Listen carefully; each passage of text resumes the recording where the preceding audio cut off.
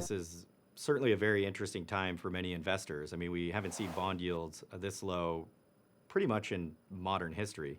Uh, that said, I mean, we've certainly seen it in the case of Japan and Germany, which we'll discuss in a moment.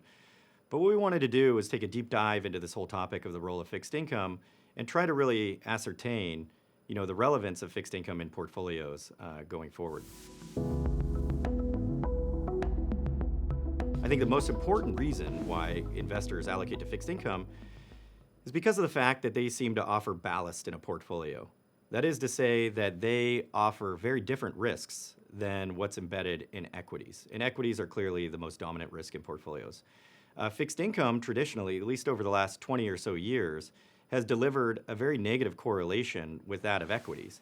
When we actually take a look at fixed income historically, we think this is actually a very critical factor. The defensive nature of fixed income in portfolios is incredibly important and isn't only reliant on the stock bond correlation being negative on average.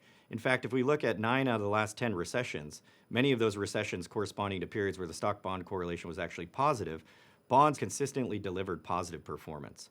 So we think that defensive nature in fixed income is extremely important. And certainly with yields today at around 1.5% on the US 10-year, they're much more defensive than they were at 50 basis points. The further you are from the zero lower bound, certainly the more that fixed income will display these defensive characteristics. But of course, that's not the only story. It goes much deeper than that. As we move on to the fundamentals in fixed income and we take a look at what's driving real bond yields, it's many of these macro trends that we don't think will change anytime soon.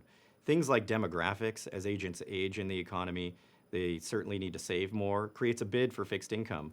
Other factors like the COVID scenario, which changed preferences of many agents, that results in a bid for fixed income, as many try to actually build up their savings and rainy day fund to combat these sorts of severe scenarios. When we actually take a look at valuations, that's also quite interesting. Many would think that naturally equities would be the pivot in a portfolio to pursue as bond yields offer less in terms of return. But that, of course, isn't the whole story. When we look at valuation models, it actually says something very interesting.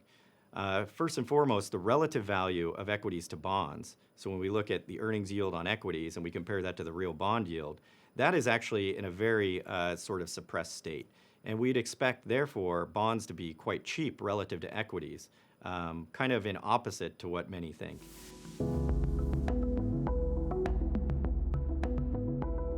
I kind of want to talk a little bit more about bond yields because bond yields don't tell the whole story.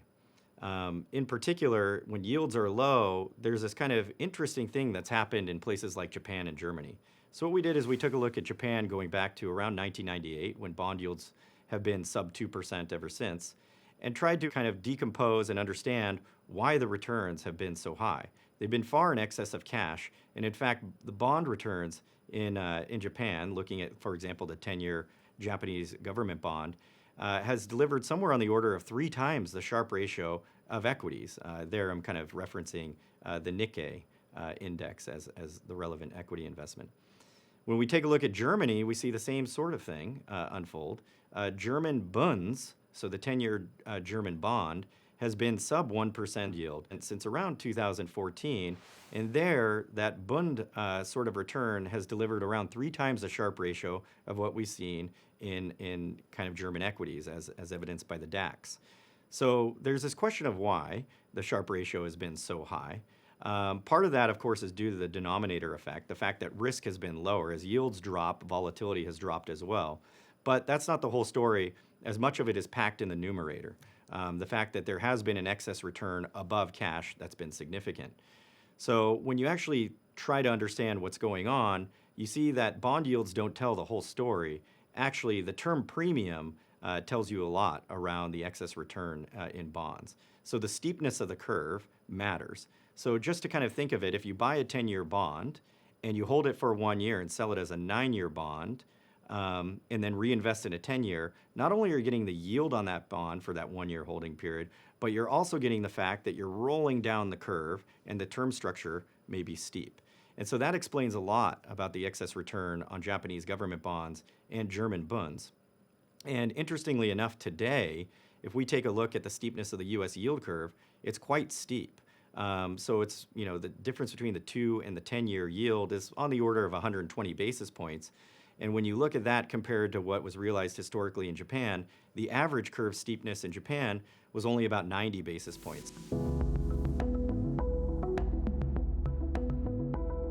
Active management, or the delivery of alpha in bond portfolios, seems to be quite consistent and substantial. We took a look at the Morningstar database and analyzed all bond managers in that database, as well as equity managers, and found that story to really play out. Equities, for whatever reason, active management has not really been rewarded over the past 10 to 20 years, whereas in bonds, it's been consistently sort of rewarded. So insofar as alpha is incredibly important, as beta returns have been somewhat constrained going forward, active management would seem to offer a key opportunity. Finally, you kind of want to mention that inflation is the fly in the ointment here. We haven't discussed inflation much, and should we go through a big inflationary episode, that would certainly be negative for bonds. So we'd certainly point the interested sort of client in that direction as something to investigate.